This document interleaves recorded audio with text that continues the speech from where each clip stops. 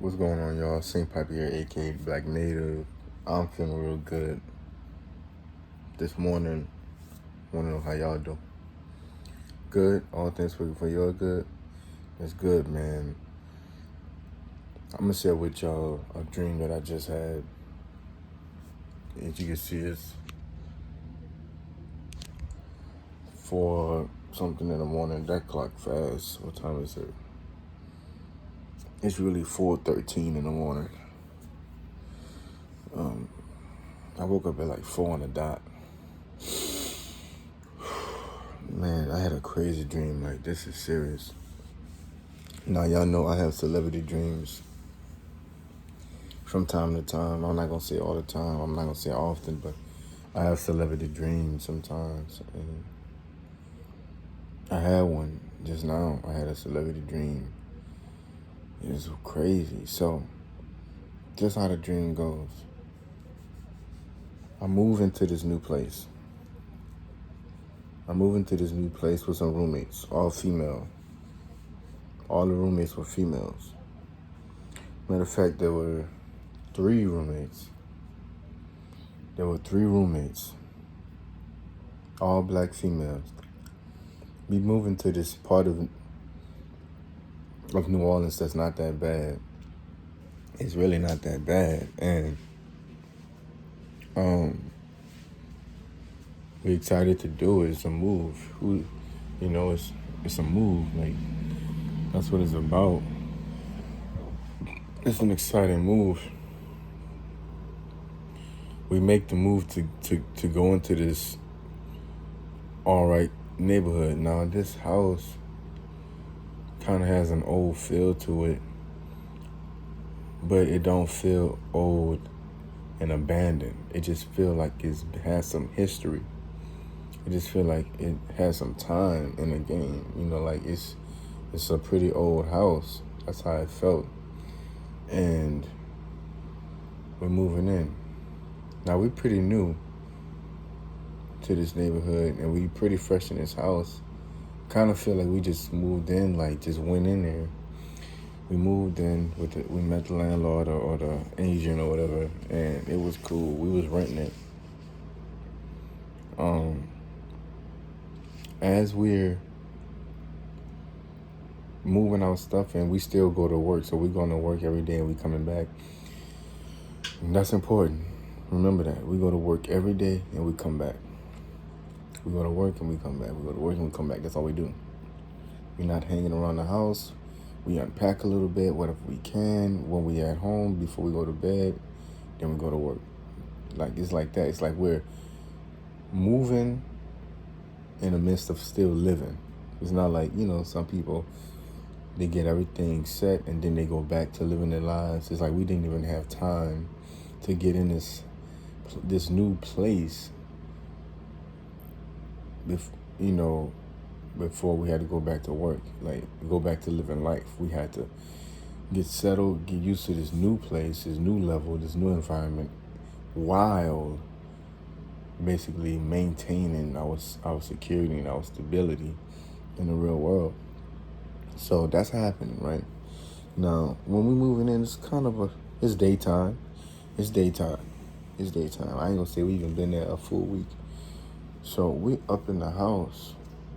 One night it gets dark, right? It's nighttime and everything's been going good. Like I said, we going to work, we coming back. It's nice little move. The neighborhood ain't too bad.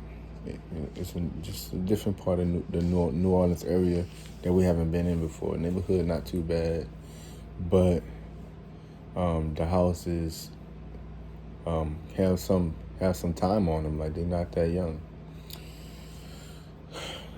There's an upstairs and there's a downstairs. We all live upstairs, and the entrance is like on a side around the back. Like, we don't. So it's kind of like a duplex or something like that. There's an upstairs and there's a downstairs, and they're totally separate. Or so we think. Or so we think. Now, every time I go to sleep at night, I'm in like this room, that looks straight into a hallway, a dark hallway, like on the side, not like straight to the side, but like on an angle. You see how my hand's going past this on an angle? That's how it was. Like I can see straight here, not so much there, right? This the angle I can look. So I can still lay down and I can look and see right there. It's my room and I can see into this dark hallway. Now usually it don't bother me. I can see the lights from the stars shooting in through the window. And it's fine. So what? Things get dark. It's nighttime. So I look straight out this window every night. Every night we come home from work. Every day we come home from work, we get settled in. We unpack a little bit. Whatever we do at night, get ready for bed. I go to lay down. I look out the door, look into the hallway. And this is all cool. That's the elevator, though. See, this place has an elevator. It has an elevator next to the stairs. Now, it's an old place. That just don't make sense, right? It's an old place, but there's an elevator. And yeah, I got my head wrapped. It's an old place, but it has an elevator. So that's odd, right? But I know what it represents now. I know what it represents now that I know. I know the whole dream. I'm going to let y'all know. But there's an elevator in an old building. There's an elevator.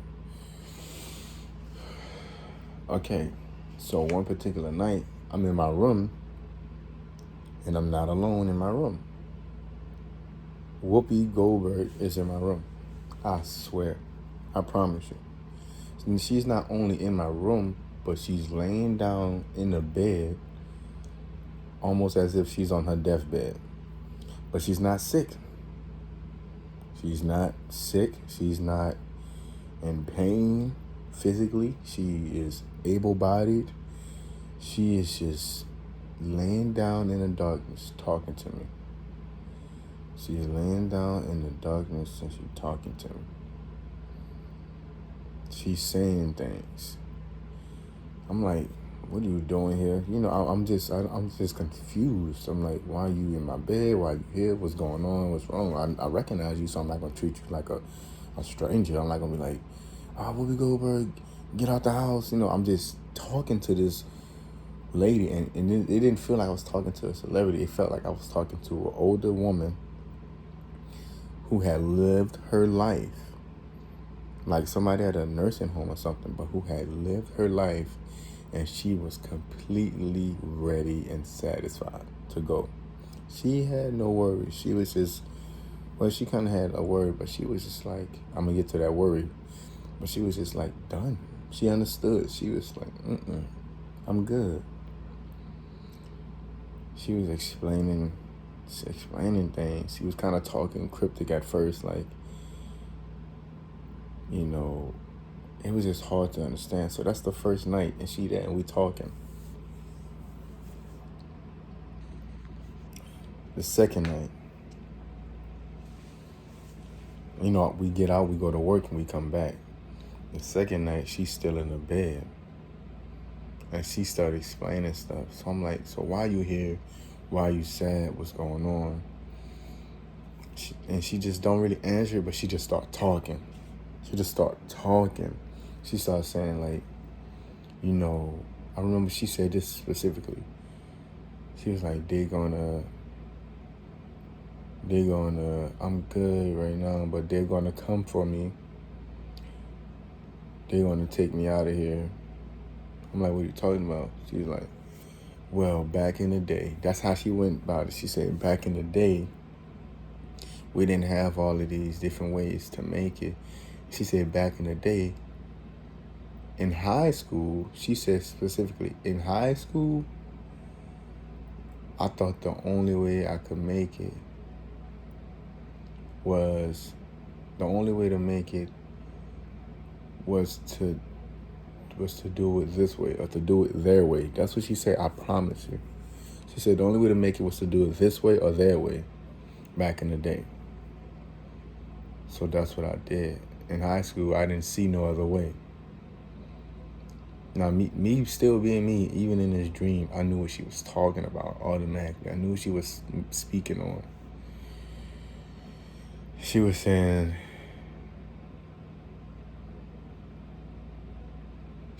basically, since high school, she made the decision to get fame the quick way, the for certain way, like get fame quick, to get it for certain, and to become rich. She knew for a fact how to do it. There was a way that is guaranteed. There's no variables. She knew for a fact.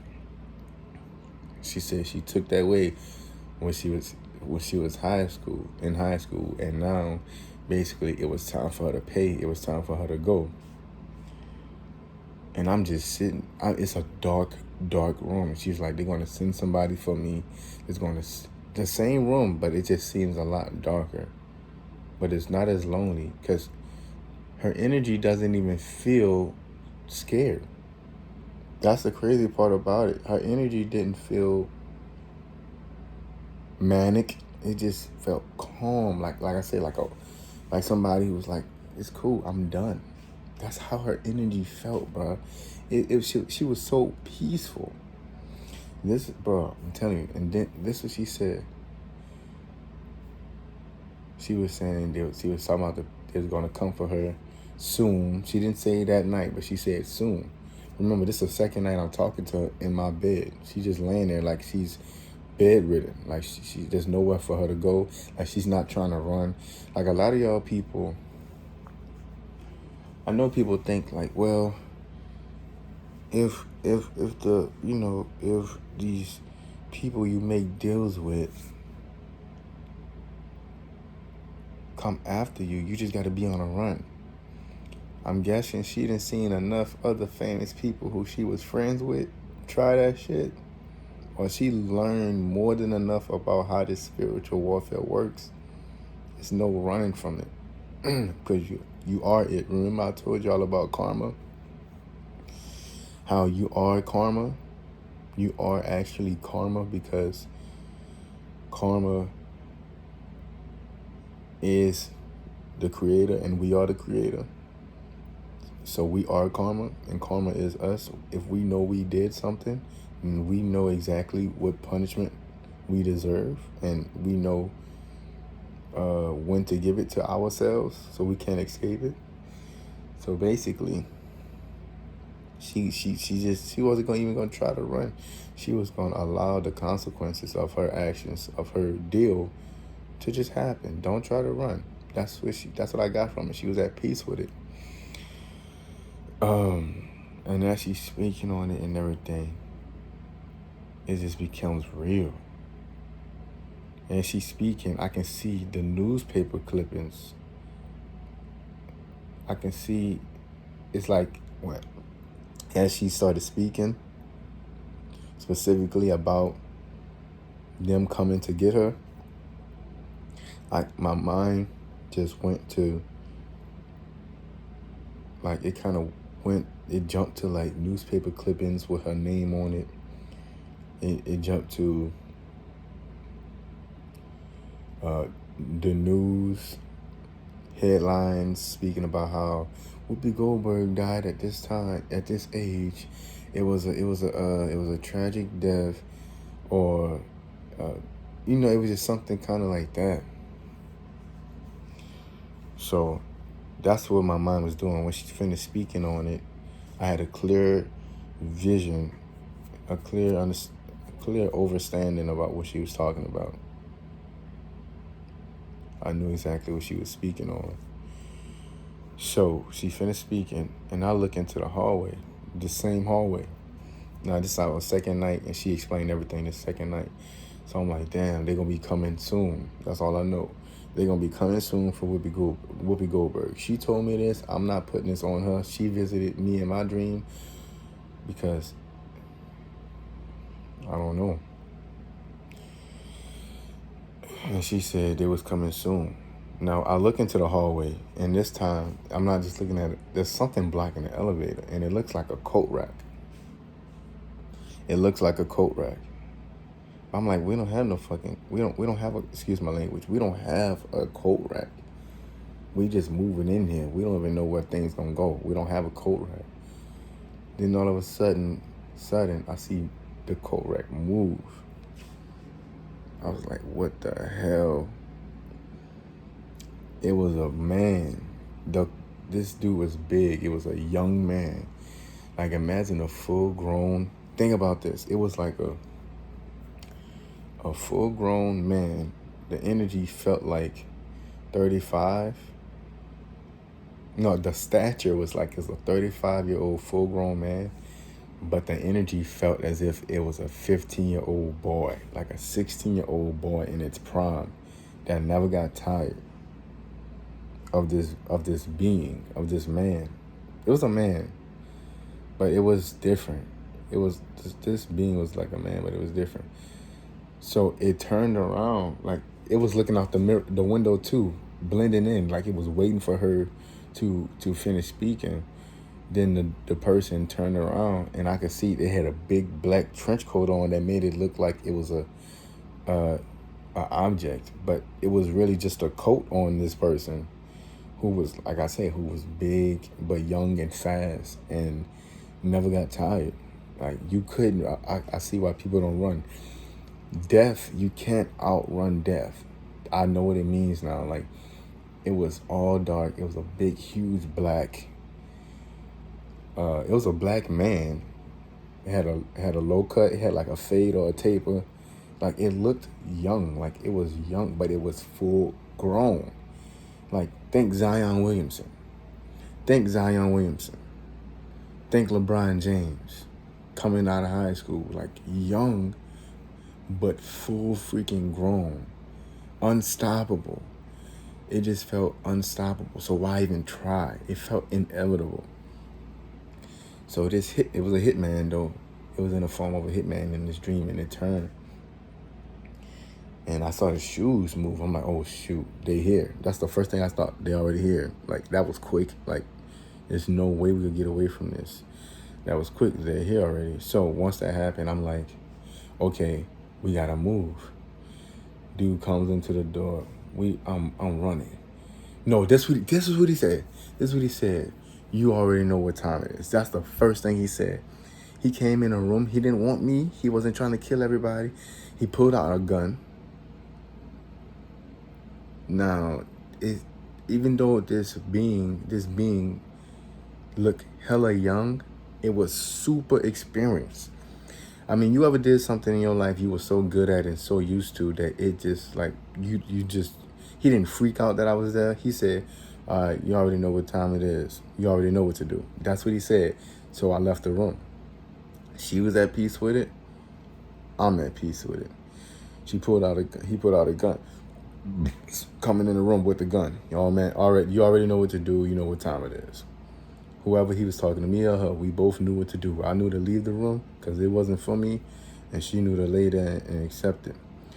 First thing he did was take out a power drill and nail her arm down, like screw her arm until she can't move from the bed. Like it had like this shackle around her, it wasn't like a handcuff, but it was like a clamp, like a metal clamp that she could not move from. He nailed her. So I guess that represents, like, death paralyzes people. Like, the fear of it paralyzes her. And I could just start hearing her.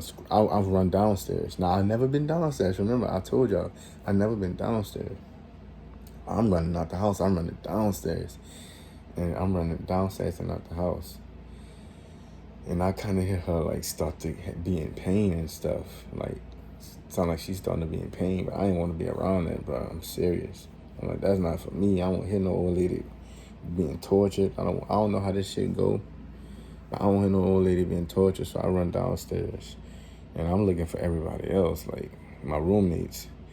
They up in there, but I don't really know where they at. Like, I went downstairs. I never been down there. So I went downstairs and I go outside. And I'm out there chilling. And somehow the dude busts out the house or something like that.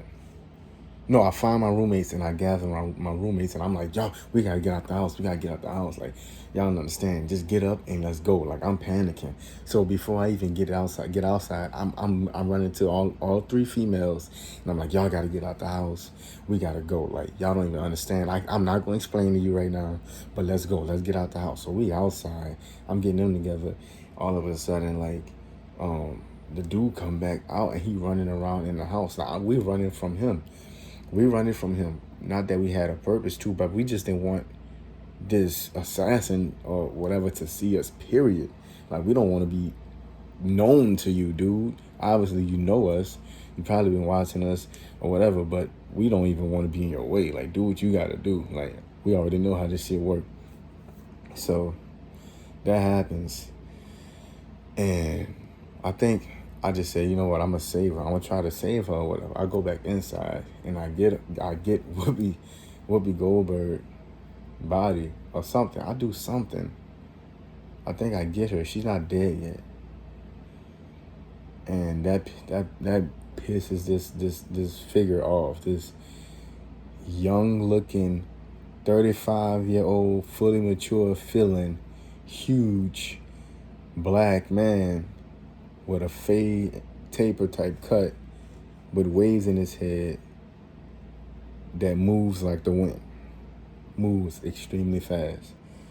So we outside running now. We running, and like this house has like, think about a beach house, like how if it's close to the beach, they could get flooded. So they got these beams that go up so where you could run through the beams underneath, you know, if you wanted to, like it sits that high up off the ground. So we running from this figure or whatever, up in the house, out the house, whatever. And I had my gun on me. But that's another thing. I have my gun on me too, and I'm creeping. But I'm like, I don't know if I'm supposed to shoot this figure or what. Like, I don't know what to do. Am I supposed to shoot him? Should I shoot him? Would that make me a target? Would that even kill him? Am I stopping what the universe has planned? Because she did make a deal. Am I getting in the way? Should I just keep this gun for protection from me and the three roommates? You know what I'm saying? So that's what's going on. Like I said, we running around just really trying to dodge him and everything. And we get a shot. We get a clear shot to him in his back.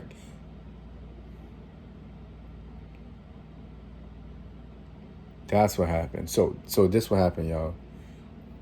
I get all of my roommates, we go downstairs, and also I'm waiting for them. I got my gun, I'm creeping, I'm making sure, you know, he not coming out or whatever. I don't know what's going on. They come out, they make it out, and we just really hiding from him. But he's still inside with Whoopi Goldberg, doing whatever to her.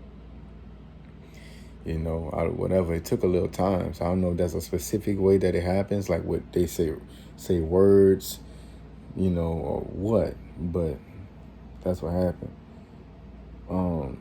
He come downstairs and he's running full speed. He's just moving like the wind.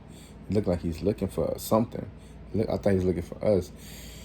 And he takes off down across the back of the house. And we're in the back of the house behind like this little, it's like a little, let's say like a wall or something. It's not a full wall that is taller than me, but it's like short. I don't know what you would call that. But we ducked behind it. And I got a shot to shoot him in his back. And he's running full speed for whatever reason. Not like he's scared, but like that's just how he moves. He's swift. And I'm just like, bruh, should I take the shot or not? So, do I take the shot or not? I don't remember.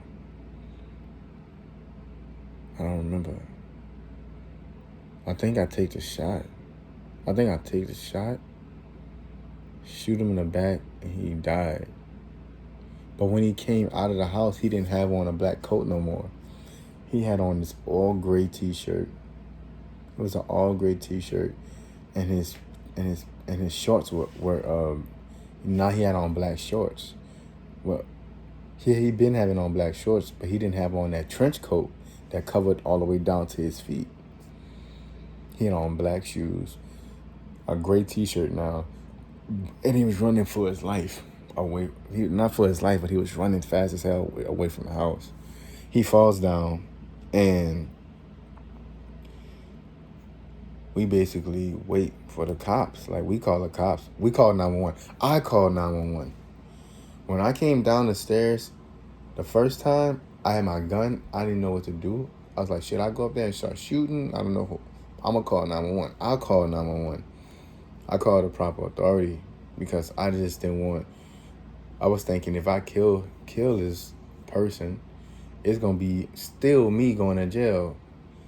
Because I just feel like I'm a black man who killed somebody. That's all that's going to matter. They're not going to look at the fact that it was an intruder or a hitman. They're going to look at the fact that I killed someone. And I'm like, also, these police officers be in cahoots with these systems, man. These sheriffs and these high-ranking officers, they know what's going on. Certain things they know, and they will make you pay for not knowing. So I'm not finna get involved with this myself, because then I'm gonna still go to jail because they wanted this to happen. Got me? So, that's what happened. This all coming back to me, man. I'm just doing it as soon as I wake up. So I call the police, and then finally the women come downstairs to meet me outside. He's still inside with Whoopi Goldberg. We run around the back. We in the front at first, then we run around the back to the side. I got my gun in my hand. The person comes running full speed down the stairs, runs away from us. No more trench coat, just a gray T-shirt on, black shorts, black shoes, running full speed away from the scene. All right. Finally, the police officer come, and he was like questioning us like we did something wrong. I'm like, I didn't do nothing wrong. That's just a man who was here harassing. He broke in the house. One, he was an intruder, and then two, we're pretty sure he was hurting Whoopi Goldberg inside, and he was questioning us like we was the criminals. I'm like, no, we live here. We just moved in. He was like, well, he wanted my gun. He said, give me your gun. I'm like, I don't have to give you my gun, officer. He's like, give me your gun, else I'm going to think you a threat. I'm going to have to take you to jail. I'm like, all right, bro, just take the gun. It's more important for you to know that, look, that was a crazy man here trying to kill somebody. That's more important. He's like, all right, when I gave him the gun, he calmed down. So I guess he was threatened. Like, he was threatened by that power. The fact that we have the same amount of power that he had, he was threatened. It was one white cop. Then it sent out a whole... And that's what I mean. Like, I tell you, we got an intruder and we got all this going on, and you send one cop who questions us like we're the criminals. That's what I'm saying. Like, these police officers, they know and what's going on with these other systems, bro. So you can't. That's another way you can't run. You can't run. You can't say make a deal to get what you get and then call the cops to help you stay alive. No. They know what the hell's going on, too. It's all part of the scheduling. Like, you see what I'm saying? Everybody knows. Everybody knows. The universe knows. So we call her. So he comes, and he's like, well, one thing you didn't know, after he took the gun, he's like, every time you go to work, this place been getting built on. Like, every time we used to go, he was saying, every time we went to work, the landlord would hurry up and get some construction or some contractors to come in or some handyman to come in and do some work before we got back. So basically the place wasn't ready. The place was so old that they had to do maintenance on it daily, and they snuck and did it every time we went away. So I guess, like, basically we moved in thinking everything was good, but they hit it well that everything was not good. Everything was not up to code. Everything was not fixed. And he said, you see all of these houses? And then in my dream, like, my vision expanded. and now it's like daytime. It's like six in the morning. I don't know how long we were staying out there, but I can see that all the houses are old with grass and green looking algae growing on the houses, vines. It's like way older than we thought it was. It's like once he gave us that information, we saw this place for what it really was. And it was not a place we would like to move on the usual circumstances, but we just were so excited we didn't see what it really was. Like, these places were old. And that's basically what happened right there. That's the whole dream. Now, I'm not sure what happened with Whoopi, but Whoopi Goldberg, I hope you're all right. I mean, you did what you did. If you did what you did, I'm not sure, bro, but that was crazy. Now, let's get into some of the symbolism that I noticed. It was an elevator in the old building, which means, bro, these new ways of getting to the top fast, as fast as you can go up is as fast as you can go down with these elevators. Trust me. But it was an elevator in the old building. This is an old system. Nothing's new under the sun. The elevator, the way to get to the top, for sure, has always been around. So don't be surprised when some of these people in the 90s, the 1800s, made deals to get to the top quick and for sure. Don't be surprised when you hear that, man. Because the elevator been around. Bro. It been around. The man in the trench coat who was fully developed but still young, it's death. And death stays young through killing people, taking life. Death stays young by taking life. Life that's ready to go. And death also stays young in our minds because we constantly think about death. And we give it energy. We constantly giving it energy.